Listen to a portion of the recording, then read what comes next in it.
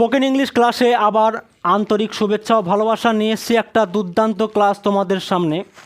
So আজকে উত্তরণ English coaching সেন্টারের পক্ষ থেকে জানাই সবাইকে আন্তরিক শুভেচ্ছা অভিনন্দন। সো আজকে আমরা স্পোকেন ইংলিশের আর একটা ক্লাস নিয়ে চলে এসেছি। দৈনন্দিন জীবনে আমরা এই ক্লাসগুলো প্রায় বলে থাকি, অর্থাৎ এই কথাগুলো প্রায় বলে থাকি। তো তোমরা অবশ্যই এই রুলসটাকে ফলো করবে এবং দৈনন্দিন জীবনে এই রিলেটেড বেঙ্গলি টু ইংরাজি করতে পারবে। সো সময় নষ্ট না করে আমরা মূল পর্বে আসবো।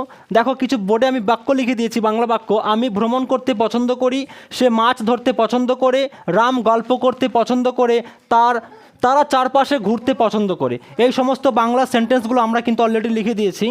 সো আমরা এগুলোর ইংরাজি করব, একটা নিয়মের মাধ্যমে আমরা করব। তোমরা অবশ্যই দেখবে এবং বোঝার চেষ্টা করবে। প্রথম বাক্যটা আছে, দেখো, আমি ভ্রমণ করতে পছন্দ করি। আমি ভ্রমণ করতে পছন্দ করি, এই বাংলা বাক্যের মধ্যে ক্রিয়া সাবজেক্ট কোনটা আছে বাবু? আমি। তাহলে আয়ের পরে অ্যাম ইজ আরের মধ্যে আমি এখানে অ্যাম বসাবো। তারপরে ফন্ড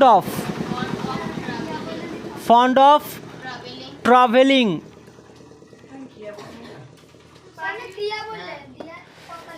আমি ভ্রমণ করতে পছন্দ করি, এই বাংলা বাক্যের মধ্যে কর্তা কোনটা আছে? সাবজেক্ট আয়ের পরে কি বসবে? অ্যাম, তারপরে ফন্ড অফ, তারপরে ট্রাভেল, তারপরে ING, travelling. I am fond of travelling. আমি ভ্রমণ করতে পছন্দ করি। দ্বিতীয় বাক্য দেখো, সে মাছ ধরতে পছন্দ করে, এই বাংলা বাক্যের সাবজেক্ট কোনটা আছে? হি এর পর সবসময় কি বসবে? ইজ। তাহলে হি ইজ, তারপর বলো ফন্ড অফ, তারপরে ক্যাচিং ফিশটা হলো এখানে অবজেক্ট। তারপর দেখো, রাম গল্প করতে পছন্দ করে, তাহলে এখানে কি হবে? Ram is fond of speaking story. কি হবে বাবু? Speaking story, story. Actually speaking story মানে কি? স্পিক মানে কি? বলা, মানে গল্প বলতে পছন্দ করে, এম রাইট? তার জন্য স্পিকিং স্টোরি হলো গল্প বলতে পছন্দ করে। গল্প বলতে আর গল্প করা একই রকম রিলেটেড, তাই আমরা এখানে গল্প করা ইংরেজিতে স্পিকিং স্টোরি বলবো। গল্প করা, স্পিক মানে বলা, গল্প বলতে পছন্দ করে। আচ্ছা, তারপর দেখো, তারা চারপাশ ঘুরতে পছন্দ করে, তারা ইংরাজি কি? দে।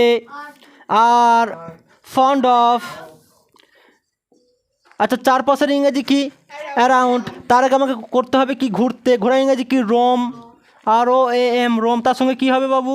Roaming around. ব্যাপারটা বুঝতে পারলি কি বললাম? প্রথমে সাবজেক্ট অ্যামিজার বসিয়ে দিলাম, ফন্ড অফ বসিয়ে দিলাম, তারপর মেন ভাব রোম, তার সঙ্গে আইএনজি, তারপর অবজেক্ট রাউন্ড। তাহলে কি হলো? দে আর ফন্ড অফ রোমিং অ্যারাউন্ড। তারা চারপাশ ঘুরতে পছন্দ করে। কি বললাম বুঝতে পারছো? প্রথমে সাবজেক্টের পরে কি করতে হবে? অ্যামিজার। প্রথমেই আমাদের কি করতে হবে? Subject am is are, fond of V1 I N G, object. যেমন আমি দৌড়তে পছন্দ করি, I am fond of running. সে রাঁধতে পছন্দ করে, he is fond of cooking. Ram ঘুমাতে পছন্দ করে, Ram is fond of sleeping.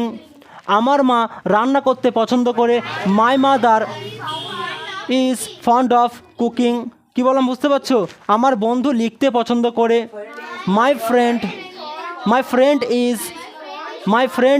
Fond of writing. কি বললাম বুঝতে পারছো? তো এই ধরনের বেঙ্গলি সেন্টেন্সগুলো আমরা অবশ্যই ইংরেজিতে ট্রান্সলেশন করতে পারবে একটি মাত্র রুলস অনুযায়ী। কি বললাম বুঝতে পারছো? বাড়িতে তোমরা এগুলো প্র্যাকটিস করবে।